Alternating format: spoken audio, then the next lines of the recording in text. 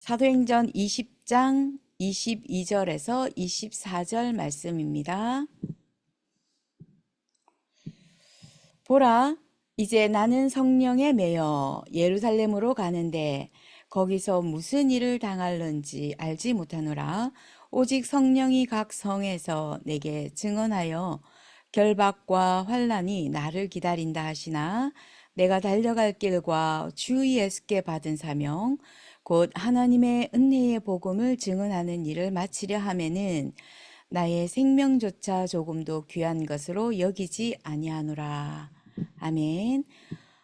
최고의 가치를 깨닫게 하시는 그리스도라고 하는 이 말씀, 이 제목을 붙잡고 저희가 한 주간 또 기도하면서 응답받아야겠습니다.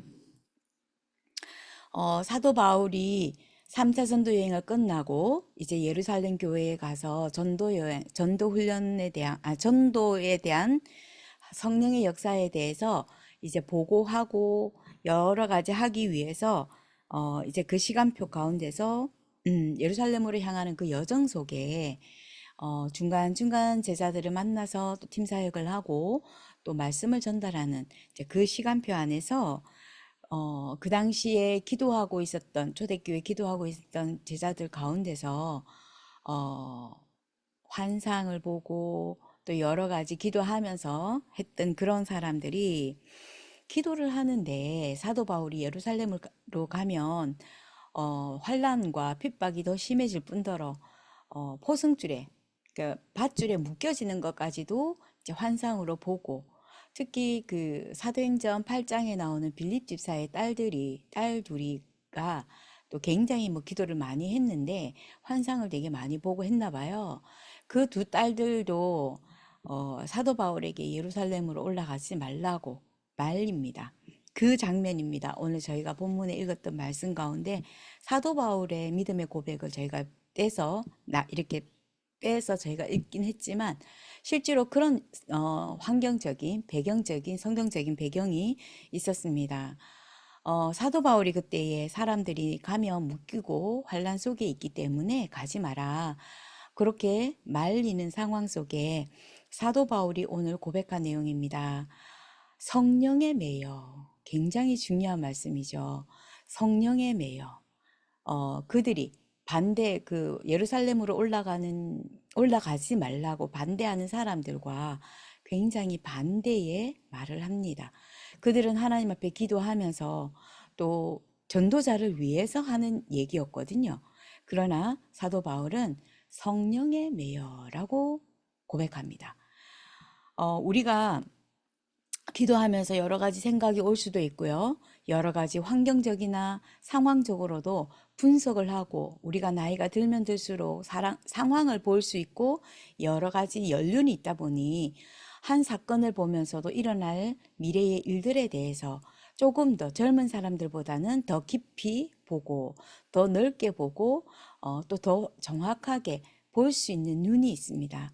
그러나 사도 바울은 그렇다 할지라도 내가 성령에 매여 성령의 인도를 따라 하나님의 선하신 그 뜻을 따라 하나님이 원하시는 계획을 따라 예루살렘으로 내가 가는데 거기서 무슨 일을 당할는지 알지 못하노라. 오직 성령이 각 성에서 내게 증언하여 결박과 환란이 나를 기다린다 하나 내가 달려갈 길과 주 예수께 받은 사명. 주 예수께 받은 사명이 무엇일까요?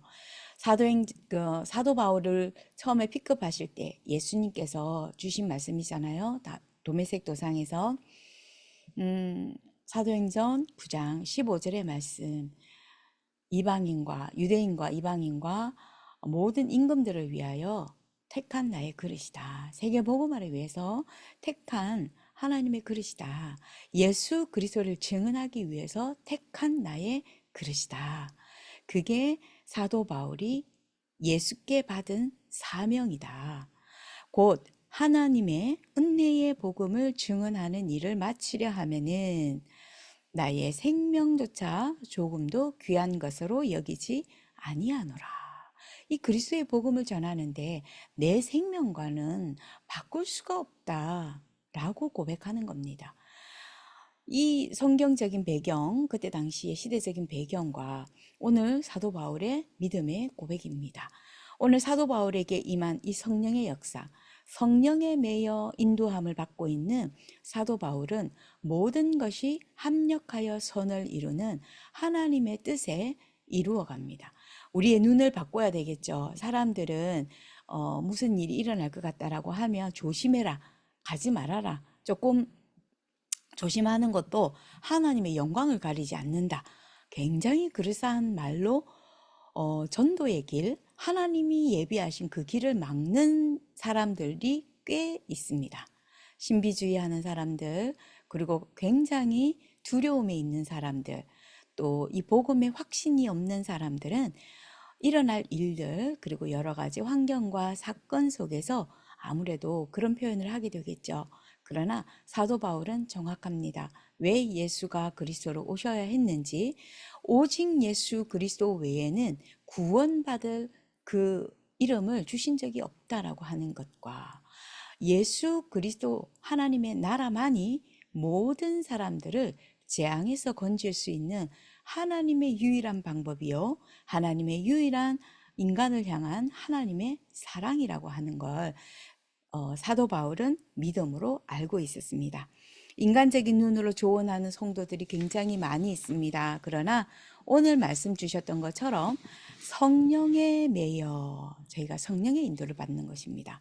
그래서 강단 말씀을 통해서 하나님 내 인생에 여러 가지 중요한 전환점을 두고 하나님 앞에 기도하고 질문하며 하나님 인생에 성령의 역사, 성령의 충만함을 주시옵소서, 이것이 곧 말씀을 주시옵소서라고 하는 기도가 되겠죠. 하나님의 선한 계획을 따라가는 사도 바울은 전도자이죠. 하나님의 은혜의 복음을 증언하는 이 일에 있어서 내 생명조차도 아깝지 아니하노라. 인생의 최고의 가치를 발견한 사도 바울입니다. 이 사도 바울은 왜 그리스도를 무엇 때문에 꼭 전달해야 됩니까? 사도 바울이 전달했던 그리스도, 이 예수 복음, 은혜의 복음을 전달하는데 그것이 무엇이었습니까? 첫 번째로 해방의 복음입니다. 모든 사람들이 운명에 잡혀 있습니다. 죄와 저주와 사단과 지옥에서 묶여 살아가고 있습니다. 그런데 그걸 모릅니다. 겉으로 볼 때에는 바로 왕처럼 화려하게 보일지 모르지만 실질적으로는 완전히 저주와 재앙과 우상에 완전히 묶여서 운명 속에 빠져 있는 것이 모든 사람들의 영적 배경입니다. 그래서 하나님께서 육신의 몸을 입고 이 땅에 오셔서 그리스도로 오셔서 그 모든 운명에서 건지신 그 그리스도, 오직 그리스도가 죄와 사단과 모든 운명에서 해방시키신 그리스도이십니다. 그래서 이 그리스도, 죄로부터 해방되었고 의의 종이 되게 하셨다는 것입니다. 두 번째로 사도 바울이 그리스도에 대해서 말씀을 증가한 내용이 치유의 복음입니다. 모든 사람들이 운명에 잡혀서 살다 보니까 영적 문제가 올 수밖에 없습니다. 이 영적 문제로 인하여 마음의 병, 그리고 정신의 병, 육신의 병, 아주 깊이 병들어 있습니다. 모든 사람들이 병들어 있습니다. 최근에는 제가 사실은 그런 상담 요청을 제가 받을 때 이제는 조금씩 두렵다는 생각이 들어요. 너무나 많은 아이들이 정신질환, 마약 중독 이런 것들로 굉장히 심각한 상태에 놓여져 있다는 것. 의사가 고칠 수 없고 정신과 닥터는 약을 주면서 조금씩 눌러놓을 수밖에 없는 거지만 이 완전히 해결할 수 없는 중독을 어떻게 누가 해결을 하겠습니까? 부모는 답답해서 눈물로만 세월을 보내고 있고요. 어떻게 이 아이를 도울 수 있겠습니까? 어떻게 이 아이들을 치유할 수 있겠습니까? 인간의 의술과 인간의 과학으로는 절대로 영적 문제 해결할 수가 없습니다. 그래서 하나님께서 인간의 몸으로 이 땅에 오셔서 2000년 전에 십자가에서 다 해결하셨습니다. 치유하시겠다는 거죠. 이사야 61장 1절에 주 여호와의 영이 내게 내리셨으니 이는 여호와께서 내게 기름을 부어사 가난한 자에게 아름다운 소식을 전하게 하려 하심이라. 나를 보내사 마음이 상한 자를 고치며 포로된 자에게 자유를, 갇힌 자에게 노임을 선포하노라. 예수 그리스도를 통해서 가난한 자, 병든 자, 또 마음이 상한 자, 포로된 자, 갇힌 자를 노임을 주게 하기 위해서 그리스도로 오셔서 2000년 전에 다 이루었다 하셨다는 것입니다. 그리고 지금 부활하셔서 우리와 함께 하시며 지금도 구원의 능력으로 치유하고 계십니다. 근원적인 치유, 근본적인 치유를 그리스도께서 지금도 하고 계시고요. 오직 그리스도만이 이 일을 하실 수 있는 분입니다. 세 번째로 우리가 이제 구원하시고 우리를 해방시키셔서 구원하시고 치유시키셔서 하나님께서 주신 실질적인 사명을 감당할 수 있도록 하시는 것입니다. 무엇이 사명일까요? 정복의 복음을 우리에게 주셔서 영적 전쟁하게 하십니다. 창세기 1장 27절 하나님이 우리에게 형상을 주시고 하나님의 형상으로 창조하시고 28장에 보니까 형상을 가진 자는 하나님을 대신해서 정복하고 다스리는 그 모든 축복과 권세를 주셨다고 하십니다. 그런데 이것을 빼앗겨 버렸습니다. 빼앗긴 그 모든 것을 그리스도를 통해서 다 회복시키시고 우리 개인이 이 그리스도가 내 인생의 주인 되어지는 날, 운명에서 바뀌어지는 날, 운명에서 빠져나오는 날 정복의 모든 권한을 우리에게 임하셔서 그리스도께서 내가 너와 함께 할 것이다. 모든 만민에게 모든 민족에게 땅끝까지 이 복음 증거될 것이다. 너희는 그 속에 있는데 이 그리스도의 복음을 붙잡고 하나님의 나라 임하기를 기도하고 힘을 얻고 있으면은 하나님께서 정복하기로 작정된 모든 땅을 하나님이 우리에게 붙이신다고 말씀하셨습니다. 정복하고 다스리는 그 복음을 우리에게 주셨습니다. 그래서 오늘도 다시 한 번 더 이 복음 오직 해방 운명에서 해방시키시고 모든 질병에서 치유하게 하시고 또 빼앗겨 있는 모든 것들 다 다시 찾고 회복시키셔서 정복하고 다스리는 하나님의 형상을 가진 하나님 자녀의 신분으로 또 권세로 하나님께서 함께 하시겠다고 하십니다. 마지막 결론을 우리가 마무리를 하면 그러면 우리는 무엇을 위해서 살아야겠습니까?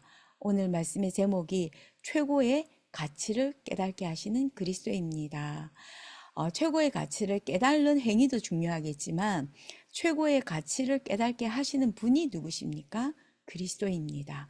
그 그리스도를 내 안에 충만하고 풍성하고 그 그리스도가 내 인생의 주인이기 때문에 이제는 그리스도 안에서 모든 것이 해방되어졌고 또 모든 것이 내 삶이 치유가 되어지고 내 모든 삶이 치유가 되어지고 하나님 내가 밟는 모든 땅 나에게 주시옵소서. 예수 그리스도 이름으로 정복하게 하옵소서. 복음의 망대 위에 세운 파수꾼으로 빛의 망대 위에 세워진 파수꾼으로 하나님이 주신 모든 것을 찾고 또 회복하고 전달하는 그 모든 가치, 복음의 가치이지요. 그리고 구원받은 하나님 자녀의 가치, 하나님의 자녀는 혼자 하는 것이 아니라 그리스도의 천국의 배경, 보좌의 배경, 모든 시공간 초월하는 보좌의 배경으로 우리와 함께 하시기 때문입니다. 우리가 영적인 것 눈에 보이지 않아서 가치 없게 생각하거든요. 그런데 영적인 것이 모든 것입니다. 영적인 것 놓치면 우리 일상의 모든 삶이 무너집니다. 반대로 영적인 것 회복되어지면 우리의 모든 일상이 회복되어집니다. 이것이 영적 원리입니다. 창세기 1장의 창조의 원리이고요. 창세기 3장의 여인의 후손 되신 그 그리스도와 그 그리스도가 모든 것을 회복하심을 다시 한 번 더 오늘도 붙잡고 모든 최고의 가치를 하나님 내 인생에 담아 두셨으니까 하나님 그리스도의 최고의 가치를 발견하고 하나님 나라의 그 비밀을 전달하는 최고의 가치를 전달하는 하나님의 자녀 그리스도의 증인 되게 하옵소서. 기도하시고 또 한 주간 응답받기를 예수님의 이름으로 축복합니다. 기도하겠습니다. 하나님, 우리를 모든 죄에서 해방시키시고 우리의 모든 영적 문제 속에서 치유시키시며 하나님께서 영적 전쟁할 수 있는 정복의 축복을 회복시켜 주셔서 감사합니다. 성령 충만 주시고 하나님 나라 임하게 하셔서 모든 곳곳에 운명에 잡힌 자들이 빠져나올 수 있도록 그리스도 복음 증가하게 하시고 이 그리스도의 복음의 빛을 전달할 수 있도록 든든한 하나님의 망대로 그리스도의 망대로 하나님께서 세워 주시옵소서. 오늘도 함께 하시는 우리 주 예수 그리스도 이름으로 기도드립니다. 아멘.